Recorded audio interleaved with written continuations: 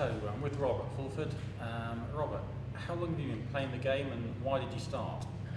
I've been playing for, do the maths, 27 years now. I started when I was at school. I've always liked lots of different games, and I'd already been playing snooker. I had a table at home, so I was already used to sort of ball collisions and movements, and it was just a game that, it was definitely a game that appealed to me. Number 2 seed this event. In fact, the only time you've lost to someone who hasn't reached the final, I think. How do you feel about the tournament? I don't know. I was playing really, really well, so that's a sort of positive in a way. It was, from my perspective, probably a shame that the conditions were very easy, which meant I lost to Marcus. Marcus played a fantastic match. I can't say Marcus didn't deserve to win that match. He played a fabulous match, but in more difficult conditions, then my better control would have helped me a lot more. As it was just down to the maybe one or two little things in a best of 5, just the ball, an inch here or there, costing me. Whereas a match where we'd have made 5 errors each would have been a different sort of match. I know a lot of the people who've watched you play here this week have been enormously impressed. When you were eliminated, you had more sextuples than anyone else in the event. What do you think is the future for this World Championship? Are the format of the game going to change? Is the condition likely to change? Or is this sort of how things are going to move on year? It's difficult to predict how much better people are going to get, but I think just generally we have to look for the toughest playing conditions we can get. Here we've been just very unlucky with the rain really, but possibly a bit more could have been done to put hoops in new holes. That would have made an extra bit of difficulty where the hoops have been really a bit too easy here. Certainly I've been doing sextuples, and with the way I'm playing dictated to where am I going to take the risk. I'm taking the risk relying on the hoop shot being a relatively easy thing, not getting the peels, or so the easy hoops have been a real factor. Yeah. So tomorrow's final, we've got Fulford Bamford, Clarke, welcome, congratulations.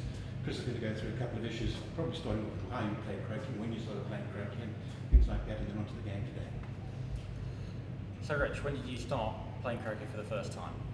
I started playing when I was 7 years old in 1974. That's getting on for 40 years ago now. Thank you, Chris. So, what attracted you to the game in the first place? Well, my father played it, and we played it socially. And I suppose because there was a croquet club just at the top of our road, I was intrigued by the players there, and I guess I wanted to test myself against them. So I persuaded my father to take me up to the club, and I walked in there. I think I was the youngest player there by about 30 years, and started playing from there. So, 3-time world champion, world number 1, in another world final now. How much time do you actually put in to practice the game to maintain that standard? Well, I don't actually practice as much as you might think I do. So generally I take 7 or 8 months off. And at the start of the season, I tend to enter a tournament that isn't a very prestigious tournament, but it's 2 or 3, sometimes 4 days, and that tends to get me into my game for the season.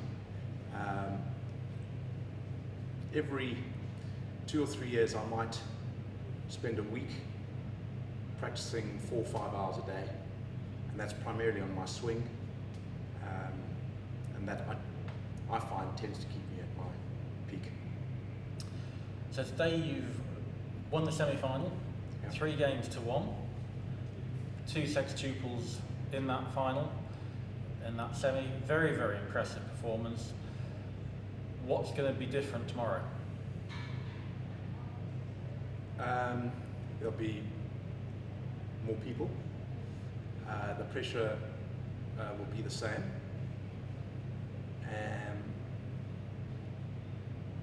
I don't actually think anything else will be different.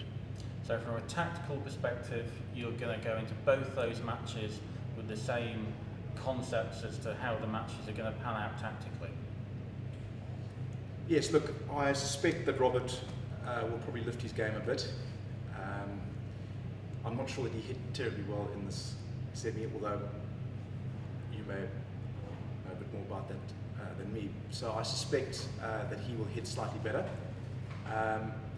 And I would imagine that the sextuple will still be available given the quality of the lawns, the speed of the lawns, and the tightness of the hoops.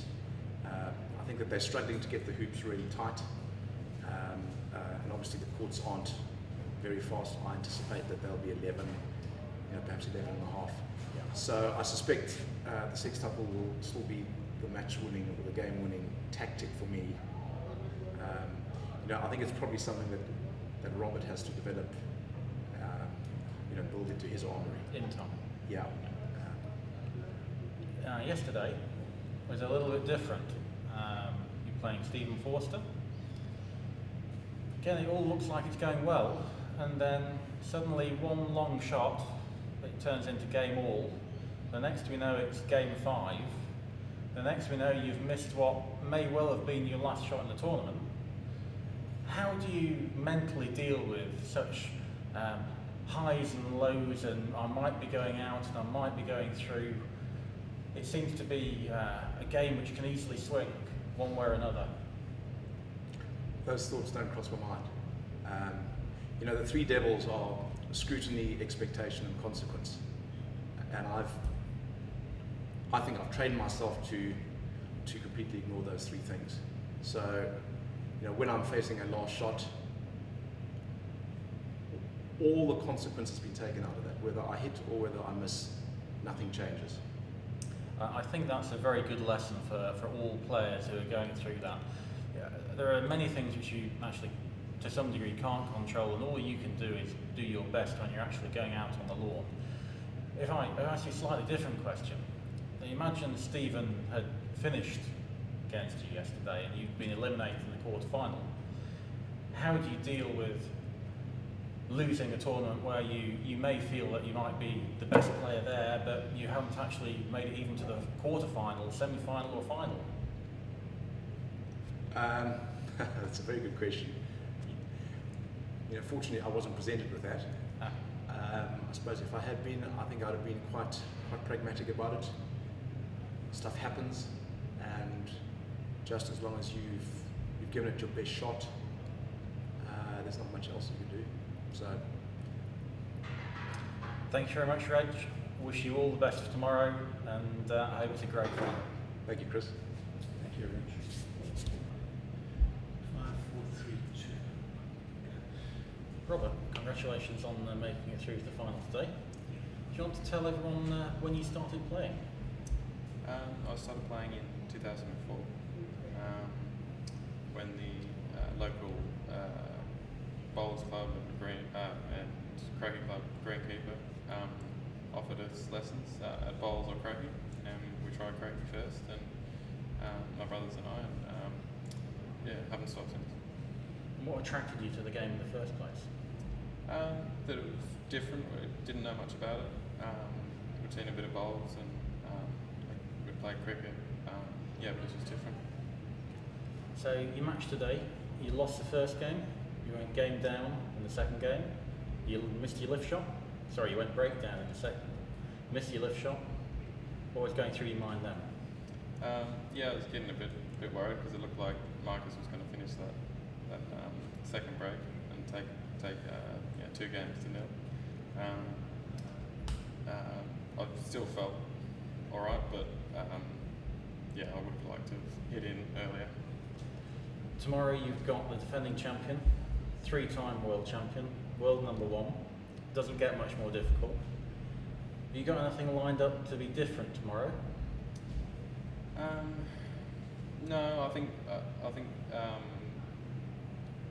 the best way to be better players is to just do what you're comfortable with and play to your strengths.